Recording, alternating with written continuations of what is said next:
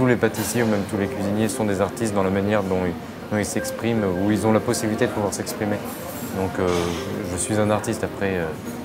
Voilà, la pâtisserie est un art. Ce que j'essaie de faire ressentir aux collègues, c'est la formation, quoi.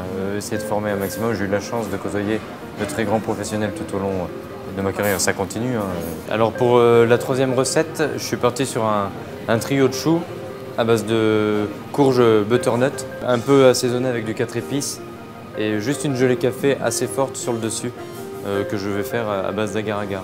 C'est en goûtant une tarte café que je faisais pour le restaurant. Juste derrière, j'ai mangé un petit chou à base de mousse fine butternut. Pour la gelée café, j'ai choisi celui de provenance d'Éthiopie.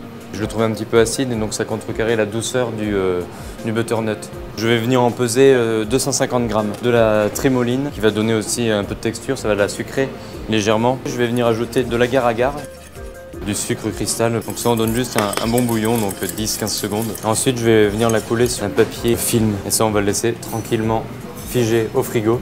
J'ai fait une brunoise de courge butternut dans un sirop légèrement épicé avec du 4 épices. Crème pâtissière, on met le batteur à tourner à fond et on va venir poser nos 3 petits choux sur une semelle de pâte sucrée dans laquelle j'ai mis du mou de café. Je vais venir pocher une boule en porte-piécé ma gelée et avec une petite palette, je vais venir décoller et venir faire le chapeau avec ma gelée. En décor, je vais juste venir mettre un petit glaçage café et des ronds de courge butternut confite. Je bois très peu de café, ou quand je le bois, je le sucre énormément. C'est un plaisir de travailler le café dès que je le sucre et que je peux le faire à mon goût.